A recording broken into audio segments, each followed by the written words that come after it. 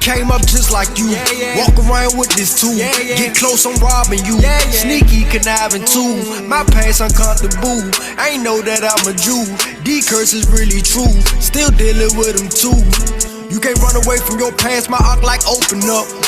We done did things in our past, they still don't know it's us. Still dealing with pain, dealing with anger, dealing with broken trust. Still insecure, fighting these demons, all the worldly lust. Nah, I ain't perfect, y'all. That sacrifice was worth it, y'all. Disobeyed and he cursed us all. Made us slaves, he was hurting y'all. Change our ways, he gon' get involved.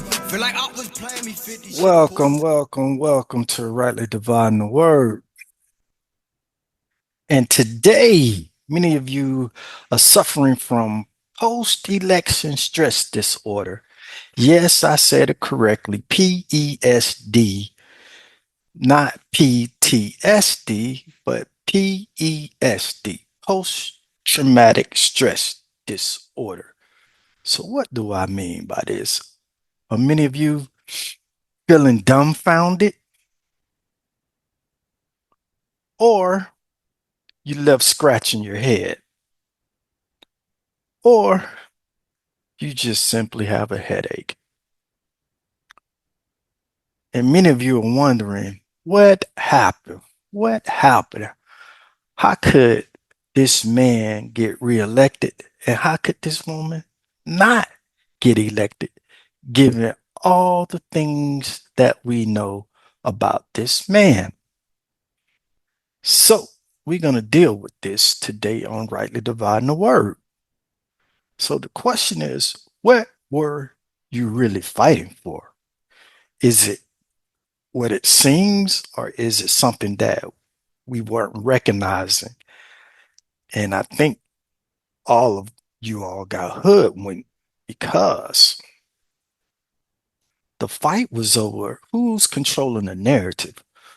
Who's controlling the narrative?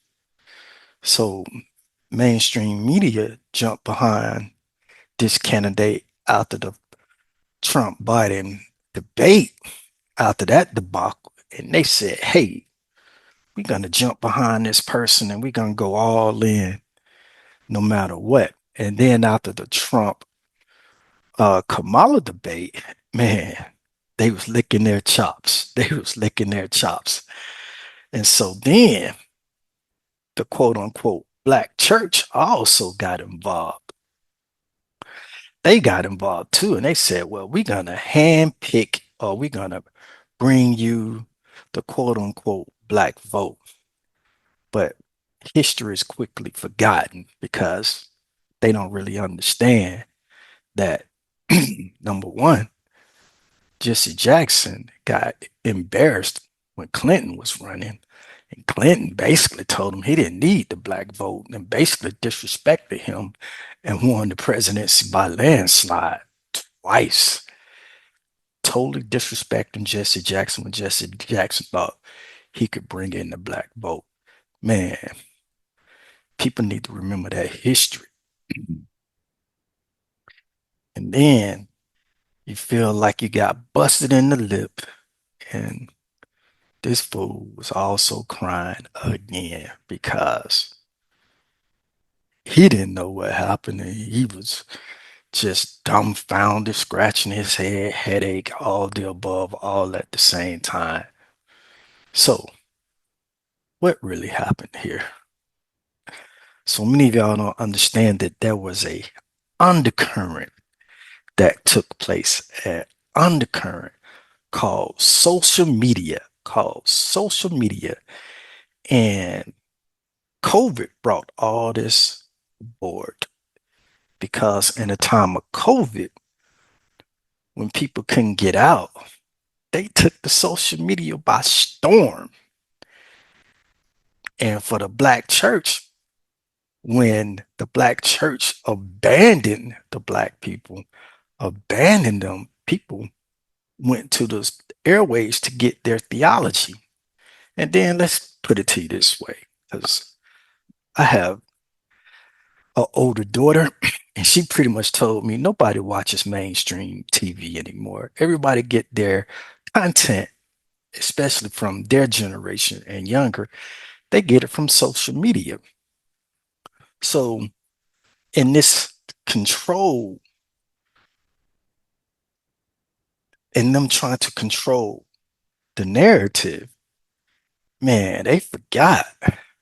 Are they trying to recapture things of old? Things of old.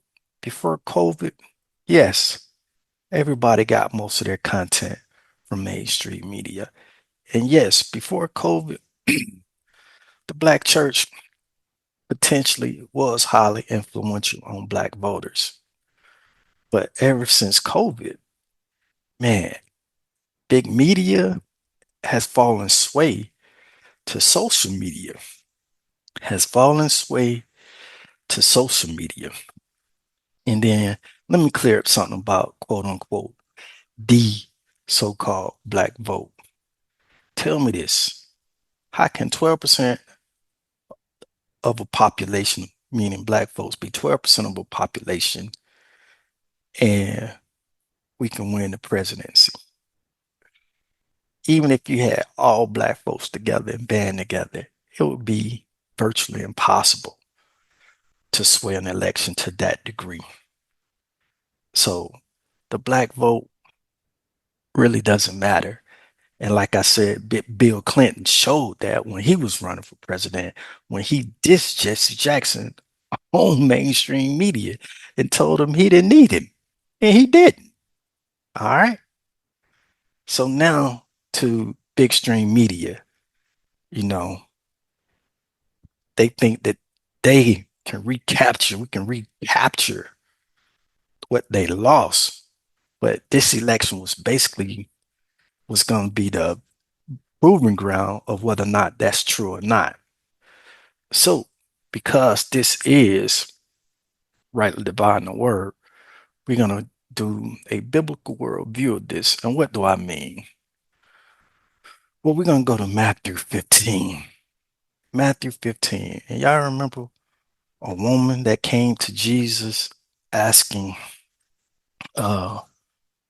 for a healing. And Jesus said this to her. So Matthew 15, verse 26, and he answered and said, "It is not meet to take the children's bread and to cast it to the dogs." So basically he's saying this was a Samaritan woman. And he said his miracles were not for the Samaritans. So he was not going to cast his bread before her because, as he stated, she was a dog. And I know many of y'all don't think Jesus disrespected anyone, but clearly he did. But listen to what her response was. Her response going further, and she said, "Truth, facts, Lord. Yet the dogs eat the crumbs which fall from their master's tables." So I'm finna introduce y'all to crumb theology. Crumb theology. See, big stream media, when they try to control a thought that they could continue to control the narrative, they forgot about social media. The little crumb snatchers that snatch all the information and refurbish it, redistribute it, and they didn't see what was happening. When Trump went on Joe Rogan's podcast, he got over 40 million views. His presidential candidate got 20 million views. When Kamala went on Club Shay Shay, she only got about 1 to 2, maybe 3 million views. It was a joke. It was laughable. Also, they also realized this initially sports in the sports media.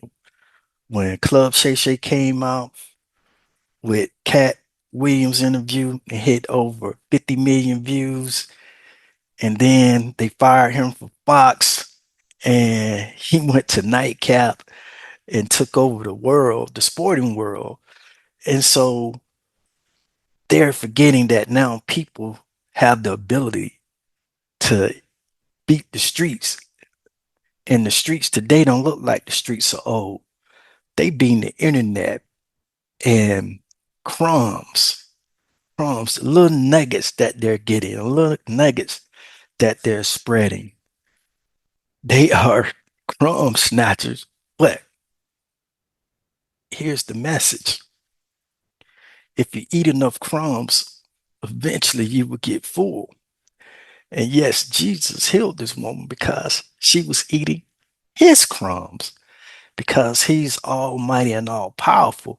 Even the unction of his favor is greater than anything anybody else can give us. So that's crumb theology, people.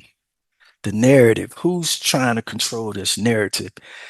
And now mainstream media and quote unquote the black church gonna have to rethink this thing. They're gonna have to come up with a new strategy, because once again, these kids are not on regular TV. They're not walking down your pews anymore.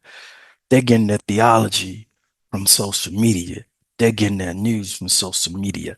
So while you looking stupid, while you looking stupid, while you trying to control the narrative was taken from you. So hopefully y'all get this. If you like what's being stated, hit like, subscribe, and share. Until the next one, peace.